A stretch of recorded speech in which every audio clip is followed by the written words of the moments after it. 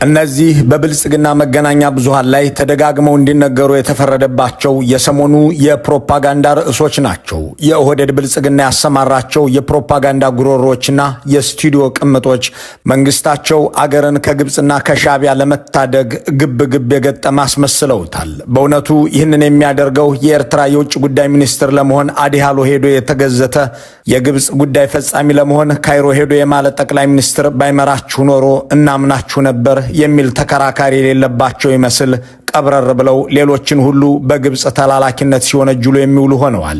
ጠቅላይ ሚኒስትሩ የተገዙ ቅጥረኞች ይላሉ። ኢታማዦር ሹሙ ካይሮ ሄደው አስመራ ተሻግረው ደጀ ጸኑ ሲሉ ይደመጣሉ። ጠቅላይ ሚኒስትሩን እኔ የማዝህን እየሰማህ ኢትዮጵያን ምራት ሲሉ የተደመጡት ኢሳያስ አፈወርቂ ሲልኳቸውና ኢትዮጵያን ለማፈራረስ ሲገለገሉባቸው ያላየ ኢታማዦር ሹሙን እነ ጄኔራል ኢዮብ ፍስሐዬና ሌሎች የኤርትራ ኮሎኔሎች እያዘዟቸው ሲገድሉ እንደነበር ሰማ የግብፅን ጥቅም ብጎዳ አላህ ይፍረድብኝ ብለው የማሉትን አብይ አህመድን ያላዳመጠ ትውልድ ቢኖር የተከፈተው ፕሮፓጋንዳ ያጠራጥር ነበር። የኢትዮጵያን ልማት ያስቆመው የግብፅና የኤርትራ ጥምረት ነውን? ዩኒቨርሲቲ መማር ምን ጥቅም አለው? ከአዋሽ ወልዲያ ባቡር መዘርጋት አክሳሪ ነው ያሉን ኢሳያስና ኤልሲሲ ናቸውን? ሚሊዮን ኢትዮጵያውያንን በድሮን ሲገድል የሚውለው የግብፅ ወታደር ነው እንዴ? አዲስ አበባ የሚገባና የማይገባን ብሔር እየለየ የሚያስረውስ የካይሮ ፖሊስ ነውን? የኢንዱስትሪ ፓርኮችን መስራት፣ ኮንዶሚኒየምን መገንባት ብክነት ነው እያለ ለራሱ ቤተ መንግስት ግን 10 ቢሊዮን ዶላር የሚመድበው ኤልሲሲ ነው ወይ? ኢትዮጵያውያን በ1 ሊትር ነዳጅ ዋጋ ላይ በ8 ዓመት ውስጥ 827% ዋጋ እንዲጨመርባቸውና የኢኮኖሚ ህይወታቸው እንዲመሰቃቀል የወሰነው የአስመራው አገዛዝ ነውን? የኢትዮጵያን የኢኮኖሚ ፖሊሲ ለአይኤምኤፍና ለወርልድ ባንክ አሳልፎ የሸጠው የኢትዮጵያ መንግስት ነው ወይስ የካይሮ አደባባይ? የኢትዮጵያን ወጣቶችና ታዳጊዎች እያፈሰ ጦር ሜዳ የሚወስደውስ የፊሊጶስ ወልደ ዮሐንስ ቢሮ ነውን? 20 ዓመት የአገሪቱን ካፒታል በጀት 10 ቢሊዮን ዶላር መድቤ ኢትዮጵያንን እወጋለሁ እያለ ኢትዮጵያን በማፍረስ ዘመቻ ላይ የተሰማራው የፈርዖን ልጅ ነውን? ግብፅና ኤርትራ መከሩብን፣ ከሌሎች የኢትዮጵያ ኃይሎች ጋር ተባበሩብን እያሉ የሚናገሩት ሁሉ እነዚህን ጥያቄዎች አይመልሷቸውም። በእርግጥ እነዚህ ሁሉ እንዲፈጸሙለት ፖሊሲ ቀርጾ ሲሰራ የኖረ መንግስት አስመራም ሆነ ካይሮ ነበረ። ይሁን እንጂ እነዚህን ሁሉ ለማድረግ አቅም አንሶት ለብዙ ዘመናት ተቀምጦ ቆይቷል። አሁን ሁነኛ ሰው አግኝቷልና ተሳክቶለታል። በዚህ ዝግጅት የምንመለከተው በእርግጥ ግብፅና ሻቢያ ከኢትዮጵያ የሚፈልጉት ምንድነው? ያንን ፍላጎታቸውን እያስፈጸመ ያለውስ ማን ነው? ለመሆኑ ግን አሁን ያለው የአብይ አህመድ አገዛዝ እንዲወገድ በትክክል ኤርትራና ግብፅ ይፈልጋሉ ወይ? ካልፈለጉስ ለምን? ከፈለጉስ እንዴት? የዘመናችን ገዢዎች ምን ያጓደሉት ነገር ቢኖር እንዲወገዱላቸው ፈለጉ? እነዚህን ጥያቄዎች በቅጡ መመለስ የዚህ ዝግጅት ቆይታ ማዕከል ነው። የጥንቅራችን ዓላማ ለግብፅና ለሻቢያ በመላላክ ኢትዮጵያን እዚህ ውስጥ የከተተውን አካል በማስረጃ መለየት ነው። ይህንን ስናደርግ አብይ አህመድ የሚወዱት አንድ ደራሲ ያስነበበውን ሰነድ እንጠቅሳለን። ደራሲው ተስፋዬ ገብረአብ ነው። ጠቅላይ ሚኒስትሩ ወደ አስመራ በበረሩ ወቅት በአካል ሲያገኙት የተባባሉትንም በዝርዝርና በማስረጃ እንመለከተዋለን። ነፍሳቸው እስከምትወጣ ድረስ ጠብር ግፍ ብሎ ያገኙት ተስፋዬ ገብረአብ በዚህ ዝግጅት ይነሳል። ኤርትራ ይሏት ሀገር ስሟ በከንቱ የሚነሳ እንዲሆን ያደረገ አገዛዝ በአስመራ አላት። አገዛዙ ሳዋ የተባለ የአገሪቱን ወጣቶች ለውትድርና የሚያጉርበት ማዕከል አለው። ይህንን በዓለም አቀፍ ደረጃ የተወገዘን ማዕከል ሻቢያ ለውጭ ሰዎች አያሳየውም። ግን በታሪኩ ሁሉ ለሁለት ሰዎች ፈቅዶ ሲያስጎበኝና ወታደር ሲያስመርቅ እናገኘዋለን። ሁለቱም አገራቸውን ከዚያ ማዕከል በተመረቀ ወታደር ያስወጉ የሻቢያን ጦር ይዘው ህዝባቸው ላይ ጦር ወንጀል የፈጸሙ ናቸው የሚባልላቸው ናቸው። የኮንጎው ጆሴፍ ካቢላና የኢትዮጵያው አብይ አህመድ አሊ ባጭሩ እናስታውሰዋለን። ወዲህ ደግሞ ሐምሌ 2010 ዓ.ም ተመልሰን በካይሮ ቤተ መንግስት ኤልሲሲና አብይ አህመድ ያደረጉትን እናስታውሰዋለን። ኤርትራ የተባለች ሀገር ከተፈጠረች ገና 35 ዓመቷ ነው። ከነዚህ ዓመታት ውስጥ ግማሽ የሚያህለውን በማዕቀብ እየማቀቀች ስታሳልፍ እንድትኖር የተደረገው ለኢትዮጵያ ሰላምና ልማት ሲባል ነበር። በትክክልም ፖሊሲው ተሳክቶ ኢትዮጵያን የአፍሪካ ነብር ያስባለ እድገት ከዳሎል እስከ ዳሽን ከበሰቃ እስከ ጣና ሰማዩም ምድሩም ኮሽ የማይልበት ከተማውም ገጠሩም አንድ ጥይት የማይሰማበት ሰላም ተፈጥሮ ነበር። ይህ ሁሉ ያናደዳቸው ሁለት ሰዎች ግን ተባብረው በኢትዮጵያ ሰላምና ልማት ላይ ዘምተዋል። እነማናቸው? እንዴት? የሚለውን በሚገባ ለመመልከት አብረን እንቆይ ዘንድ እንጋብዛችኋለን። ግብጾች ይሄን ቀጥለውበታል። ይሄን የቅኝ ግዛት አስተሳሰብ ቀጥለውበታል። ኢትዮጵያ በአባይ ወንዝ ላይ እንዳትጠቀም ለማድረግ የሚያግድ ስምምነት ስለሌለ መሳሪያዎቻቸው 3 የተለያዩ መሳሪያዎችን ስትራቴጂዎችን ነበር የሚከተሉት። አንደኛው ስትራቴጂ ኢትዮጵያ በአባይ ላይ ግድብ ለመስራት የምትፈልገውን ብድር እና እርዳታ እንዳታገኝ ከኢትዮጵያ የተሻለ ጂኦፖለቲካዊ አቅም ስላላቸው ይሄን አቅም በመጠቀም ማደናቀፍ። በዚሁ መሰረት ይሄ ፖሊሲ ለብዙ ዓመታት ቀጥሏል። በቅርቡ የተደረገውን ነገር ለማስታወስ ያህል ባለፈው ዓመት በወቅቱ የግብጽ የውጭ ጉዳይ ሚኒስትር የነበሩት አቡጌይት ለኢትዮጵያ ብድርና እርዳታ ሊሰጡ ይችላሉ ብለው ለገመቷቸው መንግስታት ሁሉ ደብዳቤ ጽፈዋል። የዛሬ 8 ወር እንደዚህ አካባቢ ለሁሉም እርዳታ እንዳትሰጡ፣ ብድር እንዳትሰጡ፣ ከሰጣችሁ ከግብጽ ጋር መጣላት ይመጣል። ከግብጽ ጋር መጣላት ማለት ከአረቡ ዓለም ጋር መጣላት ማለት ነው። ስለዚህ በዚህ መልኩ ባታግዙ ይሻላል የሚል ደብዳቤ ጽፈዋል። ይህ አዲስ ነገር አይደለም፣ የቆየ ነው። ይህንን አዲስ ያልሆነን የቆየን የግብጽ ፖሊሲ በሚገባ ተንትነው ያቀረቡት አውቀውም በአባይ ወንዝ ላይ ትልቁን ግድብ የሰሩት መለስ ዜናዊ ከካይሮ መንግስታት ጸረ ኢትዮጵያ ተግባር መካከል በአባይ ወንዝ ላይ ምንም አይነት ግድብ እንዳይሰራ ብድርና እርዳታ ማስከልከል የሚለው አንዱ ነው ብለው ነበር። ብድር ማስከልከል የሚለውን ፖሊሲ የተረዱትን መለስ በአባይ ወንዝ ላይ የህዳሴ ግድብን የምንገነባው በራሳችን አቅም ነው ብለው መሐንዲሶች እኛው፣ የፋይናንስ ምንጮችም እኛው ነን ብለው ዘመቱ።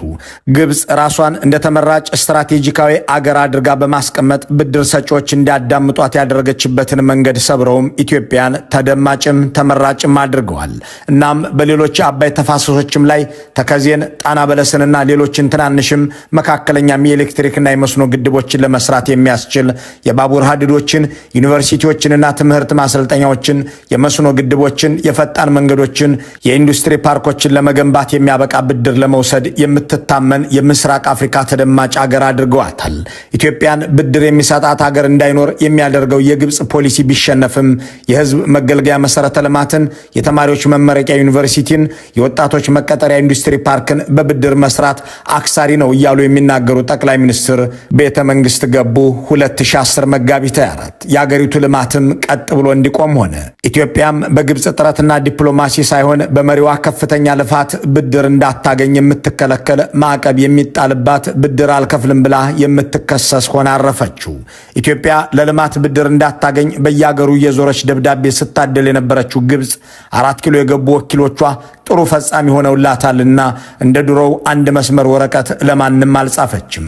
አሁን ጥያቄው ኢትዮጵያ የፋይናንስ አቅም እንደሌላ ታውቃ ከውጭ አጋሮቿ ብድር እንዳታገኝ ማድረግ የሚል ስትራቴጂ ነድፋ ሰውና ገንዘብ አሰማርታ ስትሰራ የኖረችው ግብጽ ይህንን ስራዋን የሚከውንላት ኢትዮጵያዊ መሪ ከስልጣን እንዲነሳ ለምን ትፈልጋለች የሚለው ነው። እንደገና ሌላ ጥያቄ። ግብጽን ተክተው ኢትዮጵያን ብድር ያስከለከሉትና በኢትዮጵያ ላይ ማዕቀብ ያስጣሉት አብይ አህመድ በአባይ ወንዝ ላይ 1 ሊትር ውሃ ለመገደብ የሚያስችል እቅድም እንቅስቃሴም የላቸውም። ይልቁንም ለልማት የተመደበን በጀት በጠቅላላ ለጦርነት መድበው እየተዋጉ ናቸው። ታዲያ ግብጽ በአባይ ወንዝ ላይ 1 ጉንጭ ውሃ ለመገደብ ሲሞክር ያልታየን ይልቁንም የተሰራ ልማት ሁሉ የሚያወግዝን ጠቅላይ ሚኒስትር ስልጣን እንዲለቅ ለምን ትፈልጋለች? ከዳግማዊ ምኒልክ ዘመን ጀምሮ እስከ ኃይለ ማርያም ደሳለኝ ድረስ ከግብጽ ጋር ይፋዊ የዲፕሎማሲ ስራዎች በተከናወኑበት ዘመን ሁሉ የኢትዮጵያን ጥቅም አሳልፎ ለመስጠት ካይሮ ሄዶ የማለ አንድ መንግስት የለም ከአብይ አህመድ አሊ ውጪ። በአባይ ጉዳይ ላይ በአባይ ውሃ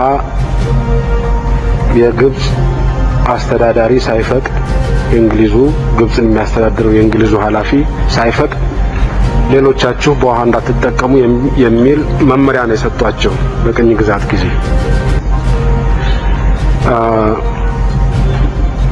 አጼ ምኒልክና እንግሊዞች በድንበር ጉዳይ ላይ በሚሰማሙበትም ወቅት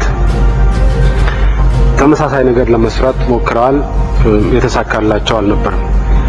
የተስማሙበት ነገር ቢኖር አጼ ምኒልክ የተስማሙበት ነገር ቢኖር የጣናን ወንዝ ፍሰት አላቆምም ብለው ፈርም ተብለው አላቆምም ብለው ፈርመዋል።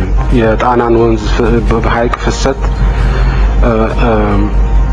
ከእግዚአብሔር በስተቀር ሊያቆመው የሚችል ሰው የለም። እስከ ሰኔ 3 2010 ዓ.ም ድረስ በአባይ ወንዝ ላይ ግድብ እንዳይሰራ ለማድረግ አያሌ ተግባራትን ሲከውኑ ለኖሩት የግብፅ መሪዎች ከእግዚአብሔር በቀር ማንም የማያቆመውን የጣናን ወንዝ ፍሰት አላቆመውም ብለው ከፈረሙት ዳግማዊ ምኒልክ ዘመን ጀምሮ እጅ የሰጠ የኢትዮጵያ መሪ ታይቶ አይታወቅም ከምኒልክ ቤተ መንግስት። ይልቁንም በአባይ ወንዝ ላይ ልማት ለመስራት የሚያስችላቸውን ተግባር ሲያውጠነጥኑ ኖረዋል። ሁሉም ቀዳማዊ ኃይለ ሥላሴ በአባይ ወንዝ ላይ ሊሰሩ የሚችሉ የልማት ስራዎችን ሲያስጠኑ፣ ደርግ ደግሞ የአባይ ተፋሰስ በሆነው በጣና በለስ ዙሪያ የተቀናጀ የልማትና የሰፈራ እንዲሁም የግብርና ስራዎችን ጀምሮ ሳሊኒ ኩባንያን አስገብቶ ነበር። አልዊር የተሰኘውን የመስኖ ግድብም በጋምቤላ ሰርቶ የፊንጫ ኃይል ማመንጫን ጀምሯል። እነዚህ ወደ አባይ በሚፈሱ ገባር ወንዞች ላይ የተሰሩ ግብፅ የማትወዳቸው ልማቶች ናቸው። ኢህአዴግ ደግሞ ቀደም ሲል ከጠቀስናቸው የኤሌክትሪክ ማመንጫዎች በተጨማሪ አያሌ የመስኖና የውሃ ማከመቻ ግድቦችን ሰርቷል። ይህ ሁሉ እንዳይሆን ነበር ግብፅ ደብዳቤም ስትጽፍ ስታሴርም የኖረችው። እስከዛሬ የነበሩት መንግስታት የሰሯቸውን የልማት ተግባራት አውግዘው ስልጣን ላይ ያሉት አብይ አህመድ በአባይ ወንዝ ላይም ሆነ በተፋሰሱ ላይ በአሁኑ ወቅት ሊሰሩት ያቀዱት አንድም የልማት ውጥን የላቸውም። ይልቁንም እኔ አንቺን አልጎዳም እያሉ ሊምሉ ካይሮ ድረስ የሄዱ ናቸው። والله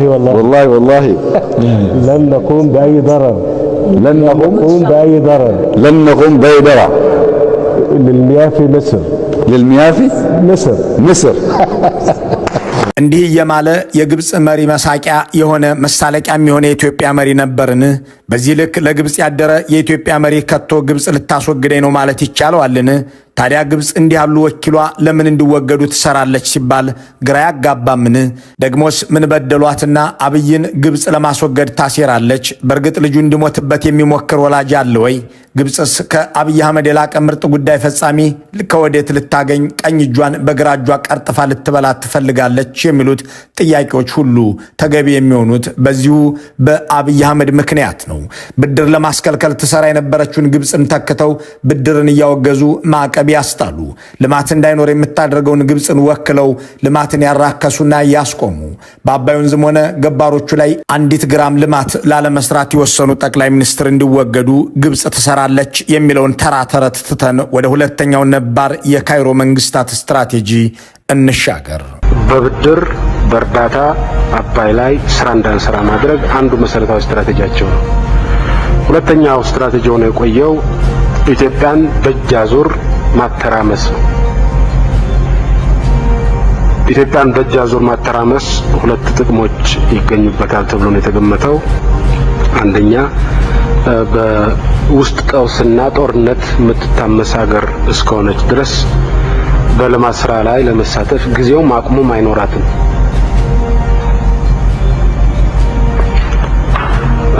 የሚል ግምት ተወስዶ ነው ይሄ የቆየ ነው። ይህንን የግብፅን የማተራመስ ስትራቴጂ ለመግታት የተሰራው ስራ ቢያንስ ለሁለት አስርታት ሰላም ያመጣ ቢሆንም ከ2010 ጀምሮ መንግስት ሰራሽ መተላለቅ በአገሪቱ ተስፋፍቶ ቀጥሏል። የአገሪቱ ጠቅላይ ሚኒስትር ወታደራዊ ሬንጀር ለብሰው ወጣት እንዲገዳደል ሲያደርጉ የሚስተዋሉበት፣ ሚዲያዎች የደመሰስናቸው ዜና ሲያውጁ የሚውሉበት ሁነት የተፈጠረው በብልጽግና መንግስት ነው። ከአብይ አህመድ መምጣት በፊት በአገሪቱ ውስጥ አንድም ታጣቂ ኃይል አልነበረም። በአገሪቱ ተንቀሳቅሶ መዋልና ማደርም ብርቅ አልነበረም። የኦህዴድ ብልጽግና ግን ሁሉንም ክዶና በሁሉም ላይ ተኩስ ከፍቶ የኢትዮጵያ ፖለቲካ ኃይሎችን ሁሉ ተዋግቶ ኢትዮጵያን አኬልዳም አድርጓታል። ኢትዮጵያን በእጅ አዙር ማተራመስ የሚለው የግብፅ ፖሊሲ ይሳካ ዘንድ ተግተው የሰሩት ጠቅላይ ሚኒስትር አብይ አህመድ ከአስመራ የመጧቸውን ኦነግንና ኦብነግን በተለያዩ ወቅቶች ከእሳቸው ጋር በአጋርነት የነበሩትን ፋኖና ቲዲኤፍን ክደው በአገሪቱ ውስጥ የፈጠሩት መተላለቅ አልበቃ ያላቸው ይመስል የራሳቸው ታጣቂ ኃይሎችንም ይፈጥራሉ። በኦሮሚያ የራሳቸው ሸኔ ያላቸው በፈቃዱ አብደሳ ይመራል። በትግራይ ቲፒኤፍ የሚባል ታጣቂ እያሰማሩ ነው። ሐራ መሬት ይሉታል። ጄኔራል በየነ ገብረ እግዚአብሔር የተባሉ ሰው እንዲመሩት መደረጉን ሰሞኑን ኢቲቪ ነግሮናል። ከአማራ ክልል ባሰባሰቡት ታጣቂ ቡድን ደግሞ ተከዜ ዘብ የሚባል ሚሊሻ መስርተው ከፋኖም ከቲዲኤፍም ጋር እንዲዋጋ ያሰማሩታል። የቅማንት ታጣቂነን ላሉ ሰዎችም ትጥቅና ስንቅ ይሰፍራሉ። እነዚህ ኢትዮጵያን በእጅ አዙር ሳይሆን በአብይ እጅ እንዲያተረማምሱ የተደረጉ ኃይሎችን የፈጠረቻቸው በፍጹም ግብፅ አይደለችም። ይልቁንም መጠየቅ ያለበት ጥያቄ ከእሳቸው መምጣት በፊት አንድም ታጣቂ ያልነበረባትን አሁን ግን የታጠቀ ኃይል የሚርመሰመስባትን ኢትዮጵያን የፈጠሩትን ከዚያም ለልማት የታጨውን የተማረ ወጣት እንዲገዳደል ያደረጉትን ጠቅላይ ሚኒስትር ከስልጣን እንዲወገዱ የምትፈልገው ግብፅ ከቶ ምኗ ሞኝ ቢሆን ነው የሚለው ነው። ኢትዮጵያን በኢትዮጵያውያን መውጋትና ማተረማመስ የሚለውን ጉዳይ መለስ ዜናዊ በፓርላማ ከመናገራቸው በፊትም ሆነ በኋላ የግብፅ መሪዎች ሲናገሩት የኖሩ ጉዳይ ነው። ለአብነት መሐመድ ሙርሲ ያደረጉትን እናስታውስ። በ2005 ዓ.ም በኢትዮጵያ አቆጣጠር የበጋ ወራት የግብፅ ፕሬዝዳንት የነበሩት መሐመድ ሙርሲ የአገሪቱን ፖለቲካዊ ድርጅቶች በቤተ መንግስታቸው ሰብስበው ስለ ህዳሴ ግድብ ሲወያዩ ኢትዮጵያን በጦር መውጋት እንደሚገባ፣ ይህ ካልተሳካም እንደ ኦነግና ኦብነግ ያሉ ኃይሎችን ተጠቅሞ ማተረማመስ አስፈላጊ እንደሆነ፣ ይህንን ለማድረግም እንደ ኤርትራ ያሉ ጎረቤቶችን መጠቀም እንደሚያስፈልግ ሲነጋገሩ በቀጥታ ስርጭት በቴሌቪዥን ተላልፏል። حد للحفاظ على أمننا المائي የውሃ ደህንነታችንን ለማስጠበቅ ሁሉንም ነገር ማድረግ ይገባናል። ለኛ ውሃ የሞትና የህይወት ጉዳይ حياة أو موت دي كورق الضغط قاتلة على مصر በኢትዮጵያ ውስጥ አመጽ የሚያካሂዱና ይህንንም የግድብ ግንባታ የሚያስቆሙ ኃይሎችን ማሰማራት ይገባናል። ለምሳሌ 35% ህዝብ ኦሮሞ ነው። ኦነግ የሚባል ድርጅት አላቸው። ኢትዮጵያን ለማዳከምና ለመሰባበር ይህ ኃይል ይጠቅመናል። ኦብነግንም እንደግፈው። እነዚህ ሁሉ ካልተሳኩ ደግሞ ይህንን ግድብ በእንጭጩ ለማስቀረት ጎረቤት ሀገራትን መጠቀም አለብን። وتعتبر دي ورق الضغط على شايف ان احنا አንዳች የሆነ ጥምረት መፍጠር አለብን። ጥምረቱ ከኢትዮጵያ ጎረቤቶች በተለይም ከኤርትራ ከሶማሊያና ከጅቡቲ ጋር መሆን አለበት። ይህንን መስራት ያለበት ደግሞ የደህንነት መስሪያ ቤቱ ነው። እነዚህን ሀገራት ተጠቅመን ለኢትዮጵያ اللي يخلصوا من جوه የቀድሞ ፕሬዝዳንት ሙርሲ ኢትዮጵያን ለማተራመስና የህዳሴ ግድብን ግንባታ ለማስቆም የሚመክረው ስብሰባ በቀጥታ ስርጭት እንዲተላለፍ ካደረጉት በኋላ ቀድሞ አጋርነት ያሳየ ብቸኛው መንግስት የኤርትራው ሻቢያ ነው። ይህ በምስሉ ላይ የሚታየው የሱዳን ትሪቡን የሚያዝያ 18 2013 እንደ አውሮፓውያን አቆጣጠር ዘገባ የአባይ ወንዝ ውሃ ለግብጽ የተገባ ነው፣ ግብጽ ሳትፈቅድ የተፋሰሱ ሀገራት በአባይ ወንዝ ላይ ምንም አይነት ልማት ሊሰሩ አይገባም የሚለው የቅኝ ግዛት ስምምነት ሊከበር ይገባል ስትል ኤርትራ ለፕሬዝዳንት ሙርሲ ጦረኛ ስብሰባ ድጋፍ ሰጠች። ይህ ሁሉ እንደሚሆንም ይህም የግብጽ ስትራቴጂም እንደሆነ የተናገሩት መለስ ዜናዊም ከዚህ የሙርሲ ስብሰባና የኤርትራ ድጋፍ 2 ዓመት አስቀድመው ይህ ሁሉ እንደሚሆን ተናግረውታል። ቅርብ ጊዜ ወዲህ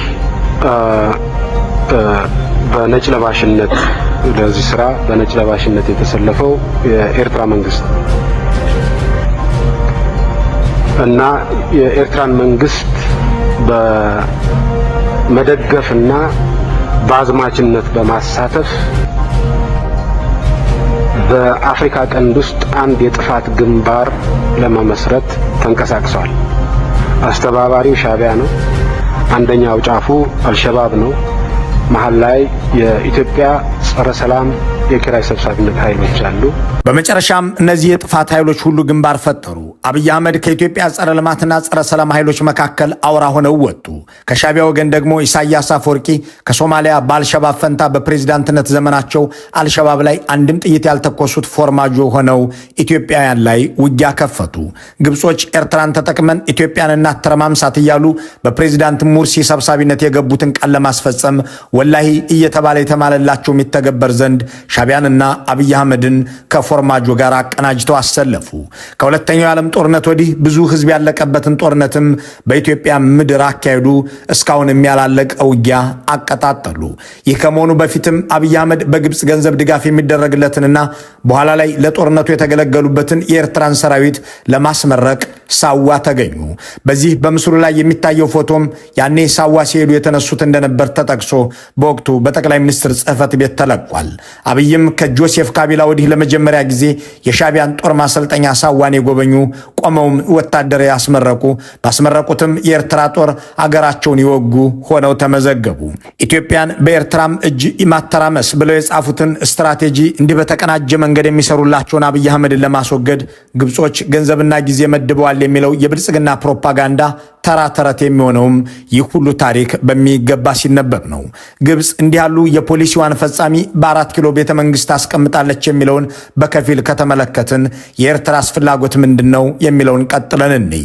የሻዕቢያ መር ኤርትራ ፍላጎት ባጭሩ ኢትዮጵያ የተበታተነች ወይም የተዳከመች ሀገር ካልሆነች እኛ የበታች ሆነን እንኖራለን። ኢትዮጵያ የተበታተነችና የተዳከመች ከመሆን ከተረፈች 4 ኪሎ ያለው መንግስት ለኛ የሚታዘዝ መሆን አለበት የሚል ነው። ይህንን ዘርዘር ብሎ የምናገኘው ህግሃኤን ዝምድናውን ምስ ዲሞክራሲያውያን ምንቅስቃሳት ኢትዮጵያ በሚል ርዕስ እንደ አውሮፓውያን አቆጣጠር በ1985 ጥቅምት 15 በወጣው የሻዕቢያ መግለጫ ላይ ነው። ይህንን መግለጫ በአማርኛ ተርጉሞ ያስነበበው የሻዕቢያው የፕሮፓጋንዳ ከያኒ ተስፋዬ ገብረአብ ነበር። ተስፋዬ የትራቪሎ ዋሻ ብሎ በሰየመው መጽሐፉ ከትግርኛ ወደ አማርኛ መልሶ ባቀረበው በዚያ የሻዕቢያ መግለጫ ላይ በአዲስ አበባ የሚኖረው መንግስት ለኤርትራ ትዕዛዛት የሚገዛ መሆን እንዳለበት፣ ያ ካልሆነም መንቀፍና መቃወም እንደሚገባ ያትታል። የኢትዮጵያ ማዕከላዊ መንግስታት ኤርትራን ደጋግሞ የወረሩት ከኤርትራ ምድር እንደ ሻዕቢያ ያለ ጋሻ የሆነ ኃይል ባለመፈጠሩ እንደሆነ ሊተርክ የሚሞክረው የተስፋዬ ትርጉም ኢትዮጵያ አማራ የሚጨቁናቸው ብሔሮች የሚኖርባት ነች ብሎ ይቀጥላል። ሻዕቢያ ይህንን ስትራቴጂውን ለማሳካትና በኢትዮጵያ ውስጥ ያለውን መንግስት ለማዘዝ ሲሞክር አልሳካ ሲለው በ1990 ዓ.ም ኢትዮጵያ ላይ ወረራ ፈጽሟል። ከዚያም ኢትዮጵያን ማተረማመስ የሚለውን እቅዱን ለመተግበር ኦነግንም፣ ኦብነግንም፣ ደምሂትንም፣ ግንቦት ሰባትንም፣ ገሃንንም፣ ቤጉንም በአጠቃላይ 11 እርስ በርስ የሚገዳደሉ የማይስማሙ ኃይሎችን ማሰልጠንና ማሰማራትን ቀጥሏል። በእነዚህ ኃይሎች ሁሉ የሚያሳካው ነገር እንደሌለ ሲገባውና ኢትዮጵያን ለማፍረስ የሚያመች ሁነኛ መዶሻ የያዙ መሆናቸው ሲረዳ አብይ አህመድን በፍጥነት ወዳጅ አደረገ። በ2010 ዓ.ም ክረምት በኢትዮጵያ አቆጣጠር በሐዋሳ በተደረገው የእራት ግብዣ ላይ ራሳቸው አብይ ተርጉሞ ያቀረቡትና ኢሳያስ አፈወርቂ የተናገሩት ንግግርም ተስፋዬ ገብረአብ በ1985 ዓ.ም እንደ አውሮፓ አቆጣጠር ተጻፈ ብሎ ያስነበበውን ነገር የሚደግም ነው። ኢሳያስ እኔ የምልህን እየመራህ ኢትዮጵያን ምራት አለኝ ብለው ጠቅላይ ሚኒስትር አብይ በቀጥታ ስርጭት በሚተላለፍ ዝግጅት ተርጉመው ተናግረዋል። የኤርትራውን ፕሬዝዳንት የትግርኛ ንግግር ከዚህ ቀደም ብለው በአስመራ በነበራቸው ቆይታም የኤርትራ የውጭ ጉዳይ ሚኒስትር ሆነው እንደሚሰሩ፣ የሻዕቢያ ጉዳይ አስፈጻሚም ሆነው እንደሚሰማሩ ቃል ሲገቡ እንዲሁ በኤርትራም በኢትዮጵያ ሚዲያዎች ተደምጠዋል። ዶክተር አብይ ምስኩላቶም አሕዋትና ብዚ መጽኦም ዘለዉ እንኳ ብድሓን መጻኹም። ዛሬ ኦፊሻሊ ክቡር ፕሬዝዳንት ኢሳያስ የኤርትራ ውጭ ጉዳይ ሚኒስቴር ስራ እንድሰራ ስልጣን ስለሰጡኝ በየሄድኩበት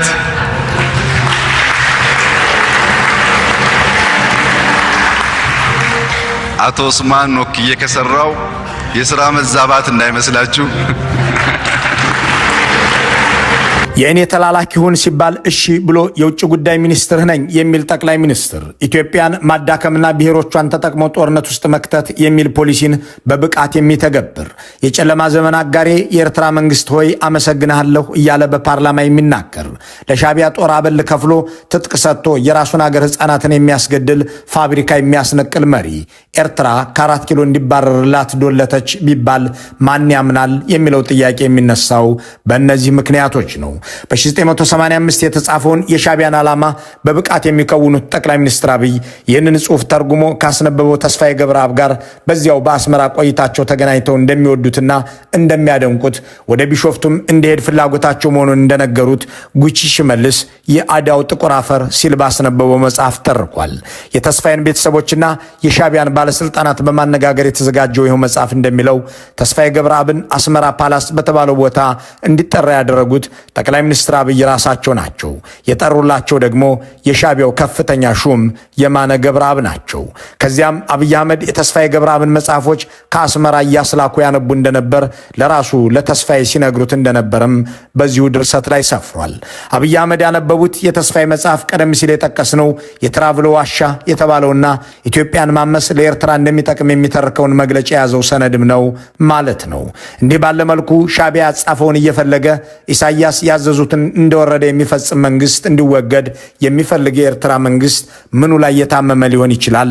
በኢትዮጵያ መሪዎች ታሪክ በዚህ ደረጃ ለሻዕቢያ መንግስታዊ ሎሌነት የፈጸመና ከኢሳያስ ግምት በላይ ኢትዮጵያን ያተረማመሰ መሪ ኖሮ ያውቃልን? ታዲያ እንዲህ ያለ መንግስት እንዲወገድ ሻዕቢያ ይፈልጋል ማለት ምን የሚሉት ፖለቲካዊ መሐይምነት ነው? እንዲህ ያሉትን የግብፅ ጉዳይ ፈጻሚ ለማስወገድ የሚነሳ የካይሮ መንግስትስ አለ ማለት እንዴት ያለ አለማወቅ ነው የሚሉትን ጥያቄ በአርሲ የተገደሉ ዜጎች አሃዝ ኮሚሽኑ ከገለጸው በ10 እጥፍ የሚበልጡ ናቸው ሲል ትብብሩ አሳወቀም።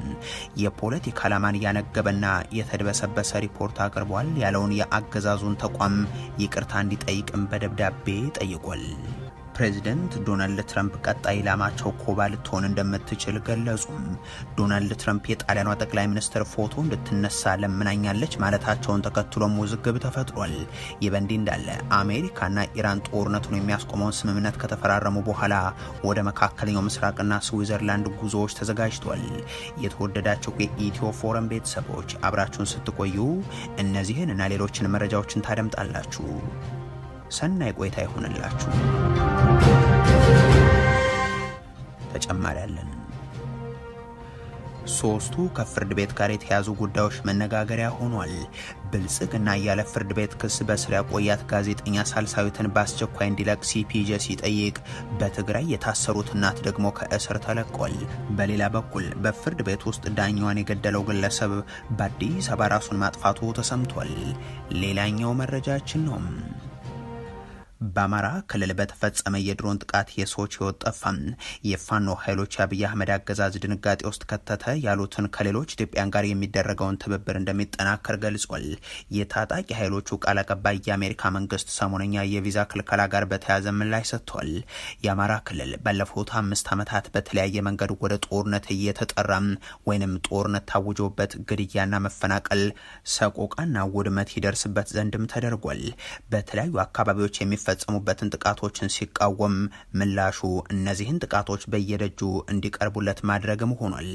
ዛሬ የክልሉ ወርሃዊ ሪፖርት የተሰሩ ትምህርት ቤቶች፣ የተገነቡ ጤና ተቋማት አሊያም ሌሎች የመሰረተ ልማት አውታሮች ሳይሆኑም እጅ የሰጡ ወጣቶች ወደሚልም ተሸጋግሯል።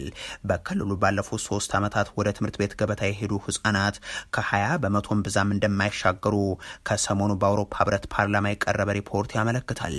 ትምህርት ባለባቸው ትምህርት ቤቶች ተከታታይ ድሮን ጥቃቶች የቀጠሉ ሆኗል። በክልሉ በተለያዩ አካባቢዎች የሚፈጸሙ ጥቃቶችና ውጊያዎችም አሁንም እንዳሉ ናቸው። በደቡብ ወሎ አማራ ሳይንት ቀጠና እንደዚሁም በሰሜን ወሎ አይና ቡግናና ከመቄት እስከ ጋሸና ባለው አካባቢ ባለፉት ቀናት የተደረጉ ውጊያዎችም ለዚህ ማሳያ ይሆናሉ። ባለፉት ተከታታይ ቀናት ከሚደረጉ ውጊያዎች ባሻገር ዋነኛ መነጋገሪያ ጉዳይ ሆኖ የቀጠሉት ደግሞ ከአገዛዙ የተለያዩ ኃይሎች እየከዱ ወደ ፋኖ ኃይሎች የሚቀላቀሉ ወታደሮች ሆኗል። እነዚህ ወታደሮች በቡድንና በተናጠል ወደ ታጣቂ ኃይሎች የመቀላቀላቸው ምክንያትን በተመለከተ የሚናገሩት የፋኖ ኃይሎች ቃል አቀባይ አስረስ ማረም ጉዳዩ በቅርቡ በመከላከያው በኩል በማዕከል ደረጃ ግምገማ የተደረገበት ስለመሆኑ ጠቁመው ለ8 ዓመታት በትርጉም አልባ ጦርነት ውስጥ ያለው ኃይላችን መሰላቸት ውስጥ ነው በሚል መቅረቡን አንስቷል። እንዲያም ሆኖ ዛሬም በአማራ ክልል ያለው የኦህዴድ ብልጽግና መዋቅር ሙሉ በሙሉ አለመበተኑ እንደ ስኬት መነሳቱን የሚጠቅሱት ቃል አቀባዩ በቀጣይ ጊዜያትም አመራሩን ማዕከል ያደረገ ዘመቻ የማድረግ እቅድ እንዳላቸው ገልጿል። ዛሬ የአብይ አህመድ ኃይል ልክ እንደ ፋኖ፣ ህወሓትና የኦሮሞ ነጻነት ጦር አንድ የኢትዮጵያ ኃይል ብቻ ነው፣ የየራሳችን ግዛትና ግንኙነት ያለን ኃይሎች ነን በማለት የሚያነሱት አመራሩ፣ ነገር ግን አገዛዙ ሌሎች ኢትዮጵያን ትብብር የሚያስበረግገውና የሚያስደነግጠው ይህ ትብብር ለኢትዮጵያን ብቻ ሳይሆን ለዓለም አቀፉ ማህበረሰብም አማራጭ እንደሚሆን በማወቁ ነው ሲሉም አብራርተዋል። ያስፈራቸዋል፣ በትክክልም ያቃዣቸዋል፣ ትብብር ያቃዣቸዋል። አብይ አህመድ የሚተማመንበት ነገር ህዝብን ከህዝብ በማጋጨት ለረጅም ጊዜ ስልጣን ላይ ይቆያሉ ብሎ የሚያስብ ሰው ነው። ፋኖ ትብብር ውስጥ ወደፊትም ይኖራል፣ መኖርም ግዴታው ነው። ይህ ሀገር ፖለቲካ ብዝሃነት ያለበት ነው፣ ከአመለካከት ብዝሃነት ያለበት ሀገር ነው። ከዛ ባሻገር ደግሞ በኢትዮጵያ ህልውና ላይ የማይደራደር ኃይል ነው የአማራ ፋኖ ብሔራዊ ንቅናቄ። ስለዚህ በኢትዮጵያ ህልውና ላይ የማይደራደር ኃይል ደግሞ ከሌሎች ኢትዮጵያውያን ጋር መተባበር አስፈላጊ እንደሆነ ያምንበት ይኖርበታል። ይሄ መላው ሰራዊታችን መላው አመራር የሚያምንበት ጉዳይ ነው። ለምንድነው ጥላት በዚህ ልክ ሌላ አጀንዳ ስቶ እዚህ ላይ ያተኮረው ለምናስብ አገዛዙ ስለሚፈራ ነው። ግልጽ ነው። ጥላት ስለሚፈራ ነው። ከተባበርን አንድ ላይ ከቆምን በጋራ መስራት ከቻል አገዛዙ በጣም በአጭር ጊዜ ውስጥ መደምሰስ እንደሚችል ይሄ ጉዳይ በዚህ ልክ ትኩረት እንዲስብ የተደረገበት ዋነኛ ዓላማ አብይ አህመድ ሲወገድ ብልጽግና ሲጠረግ አብረን እንጠረጋለን በሚል ስጋትና ፍራቻ ነው። ከትግራይ የኦሮሞና ሌሎችም የኢትዮጵያ ጸረ ብልጽግና ኃይሎች ጋር የፋኖ ኃይሎች የሚያደርጉትን ትብብሮች በጥርጣሬ የሚመለከቱት ሌሎች አካላት ስጋት ከዚህ በፊት የአማራ ድርጅቶች የነበራቸውን የተላላኪነትና የሁለተኝነት ሚና የወለደው ፍርሃት ነው የሚሉት አመራሩ፣ በዚህ ዘመን ግን ዘመናዊ ጦር መሳሪያዎችን ሁሉ ታጥቅ ያለው የሚልን አገዛዝ ለ3 ዓመታት በራሱ የተቋቋመ ትውልድ ዳግም ለሌላ አካል የህዝብን ጥቅም አሳልፎ ይሰጣል አሊያም ይላላካል ማለት ራስን መናቅ ነው ሲሉ ያስረዳሉ። የትግላችንን መሰረታዊ መርሆች ያከበረና የሚቀበል የትኛውም ትብብርን ያለ መሽኮርመም እንፈጽማለን ያሉት አስረስ ከሌሎች ወንድም ኢትዮጵያን ህዝቦች ጋር የሚደረግ ትብብርን የሚቃወሙ አካላትን ግን አንድም ብልጽግና ሲወገድ ተጠያቂ እንሆናለን በሚል ስጋት ሁለቱም ህዝባችን ሁሌም እየተዋጋና እየታገለ እንዲቀጥል የሚፈልጉ ግለሰቦች ተግባር ነው ባይ ናቸው። ከዚህ ጋር በተያያዘ በቅርቡ አሜሪካ በህወሓት አመራሮች ላይ በማነጣጠር ያወጣችውን የቪዛ ክልከላ በተመለከተም አስተያየታቸውን አቅርበዋል። ይሄ ጉዳይ የሚያመጣው ተጽዕኖ በጣም ትንሽ ነገር ነው። ያን ያክል ትልቅ ጉዳይ ነው ብዬ አላስብም። አይደለም የመንግስትነት ስታተስ ለሌለው ቲፒኤልኤፍ መንግስት ለሆነው ብልጽግና እንኳን ይሄ ውሳኔ ተወስኗል። ግን ተግባራዊነቱ ያን ያክል እዚህ ግባ የሚባል ነገር አይደለም። በዲፕሎማሲ እንዲህ አይነት ነገሮች ይደረጋሉ። አይ ቲንክ ጦርነት በቲፒኤልኤፍ ወይም በትግራይ ኃይሎችና በአብይ አህመድ መካከል አሁንም ድጋሚ ጦርነት መከሰቱ አይቀርም የሚል ስጋት ላይም የደረሱ ይመስለኛል። ስለዚህ ይሄ ጦርነት ሲካሄድ ምስራቅ አፍሪካ ላይ ያለው ብዙ ጂኦፖለቲካዊ ፍላጎቶች አሉ። ከዛ አኳያ ምን አደረጋችሁ የሚል የሞራል ግዴታቸውንም ለመወጣት ጭምር ዝም አላልንም ለማለት ጭምር ካልሆነ በስተቀር ምንም የተለየ ነገር የለውም። ህወሓት በአመራሮቹ ላይ የተላለፈውን የአሜሪካ ውሳኔ ሁኔታውን ያላገናዘበ ያልተሟላና የተዛባ ሲል ገለጸም። 5 መሰረታዊ ጥያቄዎችንም ለአሜሪካ መንግስት አቅርቧል። ይህ በእንዲህ እንዳለ የህወሓቱ ከፍተኛ አመራር የዲፕሎማሲ መሰረቱ ኃይል፣ ጉልበትና አቅምን ፈጥሮ መገኘት ነው ሲሉ ተናግሯል።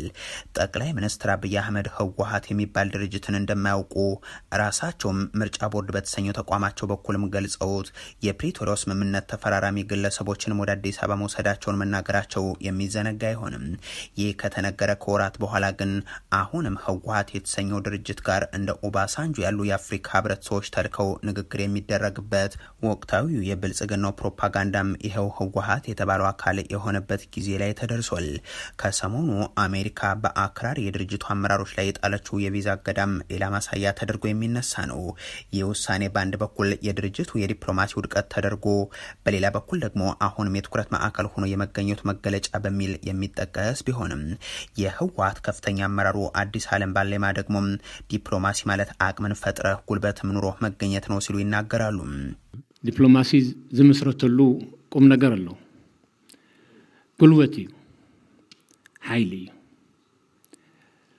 ሬሌቫንት ምዃን እዩ፣ ተጠማታይ ተደላያ ምዃን እዩ። አለበለዚያ ሎሚ ዲፕሎማሲ በሐዘኔታ ብርህራሄ ዝግበር ዲፕሎማሲ ናይ ዲፕሎማሲ ዓወት የለ። ዲፕሎማሲ የሚመሰረትበት ቁም ነገር ጉልበትና ኃይል ነው፣ ተሰሚነት ተፈላጊነትን መፍጠር። ያለበለዚያም ዛሬ በዓለም በሐዘኔታና በምህረት የሚደረግ ምንም አይነት የዲፕሎማሲ እድል የለም። የኛ ጉልበት ስንል ደግሞ የህዝባችን አንድነት ማለታችን ነው። አንድነት ከፈጠር አንድም ከሆነ የትኛውም አካል ይሰማል። በእርግጥ እንደ ሰብስቴት ሆኖ ሀገር ሳይሆኑ ዲፕሎማሲን መስራት በጣም አስቸጋሪ ነገር ነው። ነገር ግን በክልል ደረጃ ነን ብለን ህዝባችን አደጋ ላይ ወድቆ በሚገኝበት በዚህ ሰዓት ሳንሰለች መስራታችንን አናቆምም። መንግስት ክመስል እዩ፣ ከመንግስት ክሰርሕ እዩ። የዶናልድ ትራምፕ አስተዳደር ከሰሞኑ ያሳለፈውን አክራሪ ባላቸው የህወሓት አመራሮችና ቤተሰቦቻቸው ላይ የሚተገበር የቪዛ ክልከላን በተመለከተ ምላሽ የሰጠው ህወሓት ሁኔታውን በውል ያላገናዘበ ብሎታል። ድርጅቱ በመግለጫው አሜሪካ በአፍሪካ ቀንድ ሰላምና መረጋጋት ለማምጣት ያላትን ቁርጠኝነት እንደሚገነዘብ ጠቅሶ ነገር ግን የቪዛ ክልከላ ውሳኔው ያልተሟላና የተዛባ ምዘና ላይ የተመሰረተ ስለመሆኑም አንስቷል።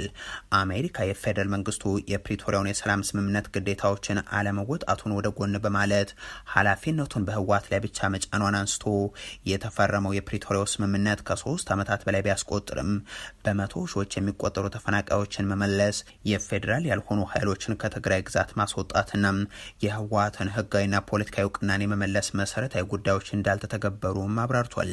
በትግራይ ህዝብ ላይ እየደረሰ ያለው ሰብአዊ ቀውስ የህወሓት ሳይሆን የፌዴራል መንግስቱ እምቢተኝነት ውጤት መሆኑን ድርጅቱ በመግለጫው አንስቷል። ደሞዝን፣ የባንክ አገልግሎትን፣ የነዳጅ አቅርቦትና የሰብአዊ እርዳታን ጨምሮም መሰረታዊ አገልግሎቶች አሁንም እንደተገደቡና ህዝቡም በረሃብና በበሽታም እየተቀጣ ስለመሆኑም ጠቅሶም የፌደራል መንግስቱ በክልሉ ዙሪያ የሚያደርገው ወታደራዊ ስምሪት፣ የሚፈጽማቸው የድሮን ጥቃቶችና ትግራይን ያገለሉ ፖለቲካዊ እርምጃዎች የስምምነቱ ጥሰት ማሳያዎች ብሏቸዋል። ዘላቂ ሰላምን አንድ አካል ብቻ ተጠያቂ በማድረግ ሳይሆን ሁሉም አካላት ኃላፊነቱን እንዲወስዱ በማድረግ የሚመጣ ነው ያለው ህወሓት ለአሜሪካ መንግስትም 5 መሰረታዊ ጥያቄዎችን አቅርቧል። የፌደራል መንግስቱ የፕሪቶሪያው ስምምነት ግዴታዎች ማለትም የደሞዝ፣ የባንክ፣ የነዳጅና የሰብአዊ እርዳታ አቅርቦቶችን ጨምሮም ሙሉ በሙሉ ተግባራዊ እንዲያደርግ ጫና እንድታደርጉ የሚለው ቀዳሚው ሆኗል። የተፈናቀሉ የትግራይ ዜጎች በክብርና በጊዜ ገደብ ወደ ቀያቸው እንዲመለሱ ድጋፍ እንዲሰጥ፣ የፌዴራል ያልሆኑ ኃይሎች በሙሉ ከትግራይ ግዛት እንዲወጡ ግፊት እንዲደረግ፣ በስምምነቱ በተቀመጠው መሰረት የህወሓት ህጋዊና ፖለቲካዊ አቋም እንዲመለስ ድጋፍ እንዲሰጥም እንዲሁም በትግራይ ህዝብ ላይ በደል ያደረሱ አካላት ላይ ፍትሐዊና ወጥነት ያለው ተጠያቂነት እርምጃ እንዲወሰድ የሚሉትም ተካተዋል። ሚኒስትሩ 157 ሞርታር ተተኮሶብን በምርጫ አሸነፍኩ ብለዋል። የፓርላማ አባሉ ደግሞ በተወዳደሩበት የአዲስ አበባ የምርጫ ክልል ብልጽግና ፈጸመው ያሉትን ገልጿል። የብልጽግናው የምርጫ ድግስ እንዳሰበውም ትልቅ አጀንዳ ሳይሆን ምርጫ መደረጉ ምን ብዛም ሳይታወቅ የሀገሪቱ በርካታ ተቃዋሚ ኃይሎች እውቅና ሳይሰጡት እያለፈ ያለ ጉዳይ ሆኗል። አገዛዙ እስካሁን እጩ አቅርቦበት እንደተሸነፈ የገለጸበት ስፍራ አንድ ብቻ ነው። ሌሎች በሌላ ፓርቲ ማሊያ የሚንቀሳቀሱ ግን ከገዢው ፓርቲ በላይ ገዥነት የሚሰማቸው ግለሰቦችን ግን ወንበር ለቆ የፓርላማው የጭብጨባ አድማቂ እያደረጋቸው ነው። በለጠ ሞላ የተባሉት የቀድሞው አብንን ወክለው ይንቀሳቀሱ የነበሩት የወቅቱ የኦህዴድ ብልጽግና ሹም ደግሞ በቀዳሚነት ይጠቀሳሉ። እኒህ ግለሰብ ከአማራ ህዝብ ሰቆቃ ጋር በተያያዘ ጥያቄ ሲቀርብላቸው ለሃጫም እያሉ የተሳደቡት ከጥቂት ዓመታት በፊት ነበር። ይሏሉ ይሄ በየመንደሩ የመንደር ላጭ ይዘን ምን መጣ ከሆነ እዚህ ያለ ላጫችን በየመንደራችን ሄደን እንፍታው። ይሄ ተገቢ አይደለም። ውስጡ ሲፈተሽ ሌላ ፍላጎት የሆነ እዚህ ዘመተ እንደ ጋዜጠኛ ማዝረግረቡ ተገቢ አይደለም። ይዘው እንድትመለስ ነው። ይሄ እንዲህ እያሉ ራሳቸውን በአብይ አህመድ የሚኒስትርነት ቦታ ድንገት ያገኙት በለጠ ሞላም አሁን ደግሞ ፓርላማ ውስጥ አሸነፍኩ ብለዋል። የራያ ቆቦ 134,000 ህዝብ ብልጽግና ተወዳዳሪ ባላቀረበበት ቦታ መረጠኝ ያሉት በለጠም ተተኮሰብን ያሉትን ከባድ መሳሪያ ብዛትም ቆጥሯል።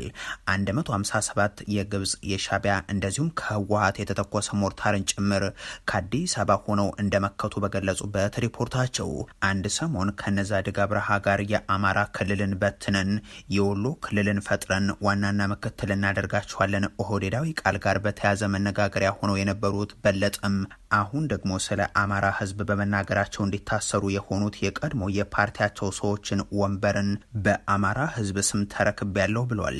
ፓርቲያቸው በምርጫ ቅስቀሳ ወቅት ብልጽግናን ስለምን በአማራ ክልል ተጨማሪ ኃይልን ተጠቅማችሁ አትደበድቡልንም ይል ነበርና ያንኑ የደብድቡልን ጥያቄያቸውን በምክር ቤቱ እንደሚያቀርቡም ይጠበቃል።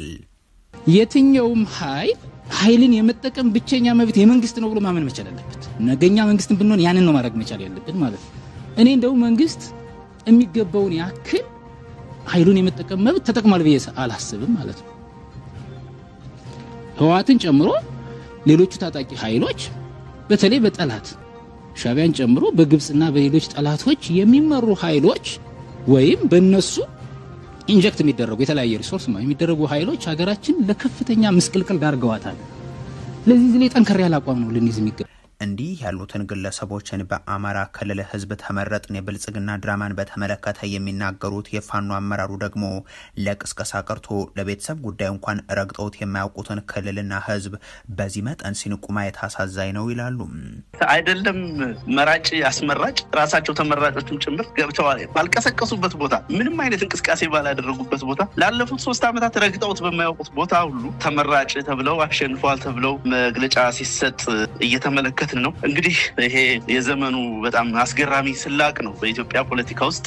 አብን በተሰኘው ፓርቲ ውስጥ የነበሩ ግን ደግሞ በሂደት ራሳቸውን ያገለሉት የወቅቱ የፓርላማ አባሉ አበባው ደሳለው ትብብርን ወክለው በአዲስ አበባ ተወዳድረው እንደነበር የሚታወቅ ሲሆን ወደ ምርጫ ከመግባታቸው በፊት ነጻ ፍትሐዊና ተአማኒ ምርጫ ለማካሄድ አስቻይ ሁኔታም እንደሌለ አምነን ነው ወደ ምርጫ የገባ ነው ሲሉ አንስተው ነገር ግን ጥቂት ወንበሮችን እንደ ትብብር ላሉ እውነተኛ ተፎካካሪ ፓርቲዎች እንዲገቡ ምርጫውን ገዢው ፓርቲ ነጻ ያደርገዋል ብለን ገምተን ነበር በማለት ያነሳሉ።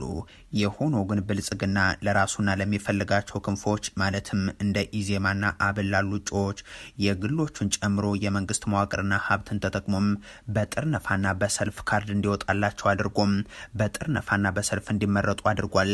ለዚህም በሴፍትኔትና በሰላም ሰራዊት ስም ያደራጃቸው ዜጎችን በሰፊው ተጠቅሟል ሲሉም ከሷል። በእርግጥ ሀቀኛ ተቃዋሚ ፓርቲ እጩዎች በብዛት ወደ ፓርላማ ገብተው ስለ ህዝባቸው እንዳይሞግቱ የዲያስፖራውና የታጣቂዎች ጫና በጣም ከፍተኛ ነበር። በምርጫው የሚሳተፉ ሁሉ እርምጃ ይወሰድባቸዋል የሚለው የፋኖ መግለጫ ውጤት ለማጣታችን አንዱ ምክንያት ነበር በማለትም አንስቷል። አሁንም የማምነው በሰላማዊ ትግል ተስፋ አንቁረጥ ነው።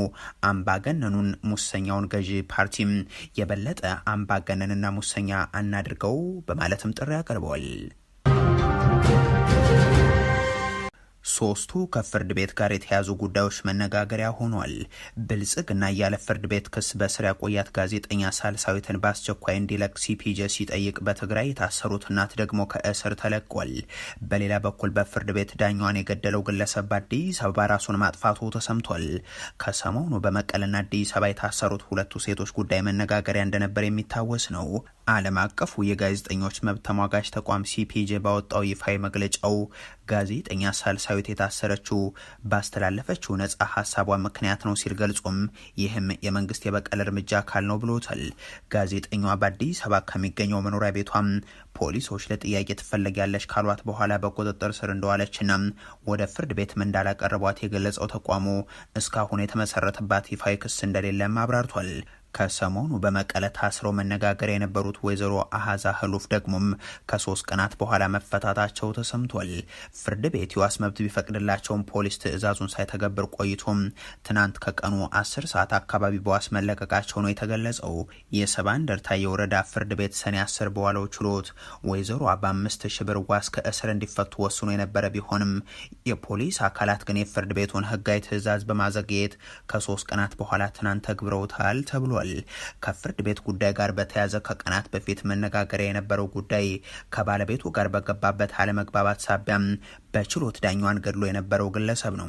በኦሮሚያ ክልል ምዕራብ ሸዋ ዞን በወልመራ ወረዳ የፍርድ ቤት ችሎት ውስጥ ሴት ዳኛ ወርቆ ፈከንሳንና ባለቤቱን በሽጉጥ ተኩሶ የገደለውና ራሱንም ተኩሶ ያቆሰለው ግለሰብ ለሕክምና ከገባበት በአዲስ አበባ ቅዱስ ጳውሎስ ሆስፒታል ህንፃ ላይ ተወርውሮ ራሱን ማጥፋቱ ተሰምቷል። ሟች ራሱን ያጠፋው ከዳኛዋና ከባለቤቱ ግድያ ጋር በተያያዘም ፖሊስ ምርመራ እያደረገበት በነበረበትና ሕክምናውን ጨርሶ ከሆስፒታሉ ለመውጣት እየተዘጋጀ ባለበት ወቅት ነው። ሟቹ ግለሰብ ዳኛ ወርቁንና ባለቤቱን ወደ ችሎት ደብቆ ባስገባው ሽጉጥ ተኩሶ የገደለው ባሳለፍነው ግንቦት 27 ከባለቤቱ ጋር በገባበት የፍትሐ ብሔር ክርክር ላይ ዳኛዋ ብይን እየሰጡ በነበረበት ሰዓት እንደነበር የሚታወስ ነው።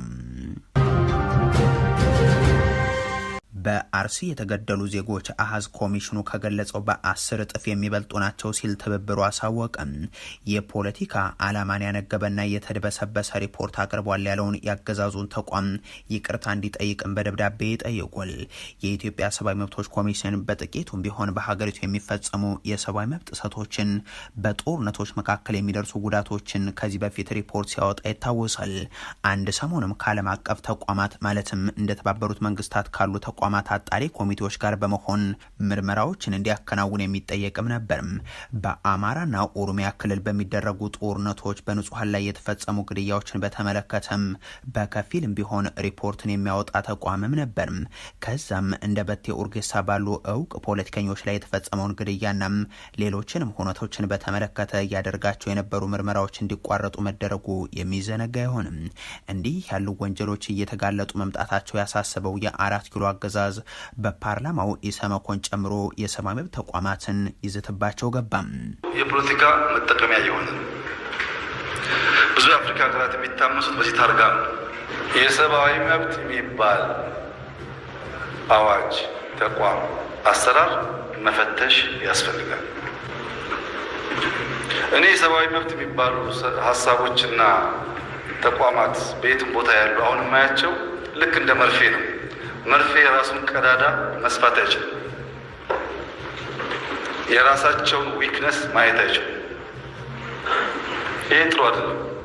ሀገር ያፈርሳል፣ ጥቅም የለውም። ተቋሞቻችንን ጸዳ ማድረግ አለብን። እንዲህ የተባሉ በርካታ የሰብአዊ መብት ተቋማት ተዘጉ፣ አንዳንዶችም ተዳከሙ። የሰብአዊ መብቶች ኮሚሽን በአንጻሩ አዲስ የተቋሙ ካድሬዎች በአመራርነት ተሾሞበት የብልጽግናን ሪፖርት ማስተጋባት ደጋግሞ የሚታወቅበት ገጽታው ሆነም። ስለ ምርጫውና ስለ አርሲው ግድያ በቅርቡ ያወጣቸው መግለጫዎችም የዚህ የቅርብ ማሳያ ናቸው። ትብብር ለኢትዮጵያ አንድነት ኮሚሽኑ ባለፈው ወር በኦሮሚያ ክልል አርሲ ዞን አሰኮ ወረዳ የተፈጸመውን ሃይማኖትና ማንነትን መሰረት ያደረገ ጥቃት ዙሪያ በቅርቡ ያወጣው ሪፖርትም ውድቅ አድርጎታል። ትብብሩ ኢሰመኮ በጥቃቱ የተገደሉ ሰዎች 3 ብቻ እንደሆኑ መግለጹም ጥቃቱ ሃይማኖትን ማዕከል ያላደረገና የጥቃቱ ፈጻሚም ኦነግ ሸኔ እንደሆነ ድምዳሜ ላይ መድረሱም ፖለቲካዊ ዓላማ ያለውና ጉዳዩን ለማድበስበስ የፈለገ አስመስሎበታል ሲልም በመግለጫው አትቷል። በጥቃቱ ህይወታቸውን ያጡ ዜጎች ከተጠቀሰው ቁጥር በ10 እጥፍ እንደሚበልጥ መረጃ እንዳለው የጠቀሰው ትብብሩም ጥቃቱ ሃይማኖትን ማዕከል ያደረገ መሆኑን ከታማኝ ምንጮች አረጋግጫ አለው ብሏል። ኢሰመኮ በሪፖርቱ ላይ ማስተካከያ አድርጎም ለህዝብ ይፋ እንዲያደርግ ትብብሩም ጠይቋል። ኮሚሽኑ በዜጎች ላይ ለሚፈጸሙ ግፎች የመፍትሄ ሀሳቦችን ያቀርብ እንደነበር ትብብሩ የጠቀሰ ሲሆን ከቅርብ ጊዜ ወዲህ ግን እውነታን የማፈላለግ ሂደቱ እየተቀየረና የመብት ጥሰትን የማድበስበስ አካሄድ እያሳየ ይመስላል ሲል አስረድቷል። የአሜሪካው ፕሬዚደንት ዶናልድ ትራምፕ ቀጣይ ኢላማቸው ኩባ ልትሆን እንደምትችል ገለጹም። በሌላ በኩል ዶናልድ ትራምፕ የጣሊያኗ ጠቅላይ ሚኒስትር ፎቶ እንድንነሳ ለምናኛለች ማለታቸውን ተከትሎ የውጭ ጉዳይ ሚኒስትሩ ወደ አሜሪካ የሚያደርጉትን ጉዞ ሰርዘዋል። ይህ በእንዲህ እንዳለ አሜሪካና ኢራን ጦርነቱን የሚያስቆመውን ስምምነት ከተፈራረሙ በኋላ የአሜሪካ የውጭ ጉዳይ ሚኒስትርና የፕሬዚደንት ዶናልድ ትራምፕ ልዩ መልእክተኛም በተናጠል ወደ መካከለኛው ምስራቅና ስዊዘርላንድ እንደሚያቀኑ ታውቋል። የአሜሪካው ፕሬዚደንት ዶናልድ ትራምፕ ከቬንዙዌላና ኢራን ቀጥላም ኩባ ቀጣይ ኢላማቸው ልትሆን እንደምትችል ጠቁሟል። ፕሬዚደንት ዶናልድ ትራምፕ ከአሜሪካው መገናኛ ብዙሃን አክሲዮስ ጋር ባደረጉት ቃለ ምልልስ ከኢራን ጋር የደረሱበት ስምምነት ዓለምን ከምጣኔ ሀብት ውድቀት እንደታደገ ተናግሯል። ከኢራን ጦርነት በኋላ ስልጣናቸው ላይ ገደብ ይኖር ከሆነ ተጠይቀው ምንም ገደብ የለም ሲሉ መልሷል። ዶናልድ ትራምፕ የጣሊያኗ ጠቅላይ ሚኒስትር ጆርጂያ ሜሎኒ ፎቶ ለመነሳት እንደለመኗቸው ለጣሊያን ቴሌቪዥን ከተናገሩ በኋላ ደግሞ የጣሊያን የውጭ ጉዳይ ሚኒስትር ወደ አሜሪካ የሚያደርጉትን ጉዞ ሰርዘዋል። ጠቅላይ ሚኒስትሯን ፕሬዚደንት ዶናልድ ትራምፕ ፎቶ ለመነሳት ለመኑ ብለው የተናገሩትን ሙሉ በሙሉ ፈጠራ በማለት አጣጥለውታል። ትራምፕና ሜሎኑ በዚህ ሳምንት ፈረንሳይ ውስጥ በተካሄደው የቡድን 7 ጉባኤ ላይ በቅርበት ሲነጋገሩ የታዩ ሲሆን የጣሊያኗ ጠቅላይ ሚኒስትር ኋላ ላይ ለጋዜጠኞች ግንኙነታቸው ላይ ለውጥ እንደሌለና ምንም አይነት መወቃቀስ እንዳልተፈጠረ ግን ተናግሯል። ይሁን እንጂ ዶናልድ ትራምፕ ከአንድ የጣሊያን ቴሌቪዥን ጣቢያ ጋር በስልክ ቃለ ምልልስ ሲያደርጉ ፎቶ እንድንነሳ ስትለምነኝ አዝኛለሁ ብለዋል። ሁለቱ መሪዎች በፈረንሳይ ስብሰባ ወቅት ጎን ለጎን ተቀምጠው ፈገግ እያሉ ከተነጋገሩበት ጨምሮም በርካታ ጊዜ የሚታዩባቸው ምስሎችም ተሰራጭተዋል። ትራምፕ ጠቅላይ ሚኒስትሯ ስላናገርኳት ምናልባትም ደስ ብሏት ይሆናል ማለታቸውን የገለጸው ቴሌቪዥን ጣቢያው ፕሬዚደንቱ እንዲህ ያሉበትን የራሳቸውን የእንግሊዝኛ ንግግር ሳያሰማ በጣሊያንኛ የተተረጎመውንም አቅርቧል። ይህንን ተከትሎ ጠቅላይ ሚኒስትር ሜሎኒም ትራምፕ ያሉትን ሙሉ በሙሉ ባለማመን መገረማቸውን በኢንስታግራም ላይ ለ7 ሚሊዮን ተከታዮች ባስተላለፉት አጭር የቪዲዮ መልእክት ምላሽ ሰጥተውበታል። ይህ በእንዲህ እንዳለ የኢራንና የአሜሪካ ስምምነትን ተከትሎም የአሜሪካ የውጭ ጉዳይ ሚኒስትርና የፕሬዚደንት ዶናልድ ትራምፕ ልዩ መልእክተኛም በተናጥል ወደ መካከለኛው ምስራቅና ስዊዘርላንድ እንደሚያቀኑ ተነግሯል። የውጭ ጉዳይ ሚኒስትሩ ማርኮ ሩቢዮ በሚቀጥለው ሳምንት ከባህረ ሰላጤው አጋሮቻቸው ባለስልጣናት ጋር ለመነጋገር ወደ መካከለኛው ምስራቅ ከሁለት ቀናት በፊት በደቡብ ጎንደር እስቴ ቆማ ፋሲለደስ ተማሪዎች ፈተና ላይ ያሉ በትምህርት ቤት ቅጥር ግቢ ውስጥ የተፈጸመው የድሮን ጥቃት እንደዚሁም ትናንት በወሎ ቀጠና ከላላ ወረዳ ባከት ትምህርት ቤት ውስጥ የተፈጸሙ ጥቃቶችም ለዚህ የቅርብ ማሳያ ተደርገው መቅረብ የሚችሉ ናቸው። በተለምዶ 08 ተብሎ በሚጠራው የወሎ ቀጠና በዚህ ስፍራ ላይ ከተፈጸመው የድሮን ድብደባ ባሻገርም ባከት በተሰኘችው አነስተኛ ከተማ ላይም ሌላ ጥቃት መድረሱም ታውቋል።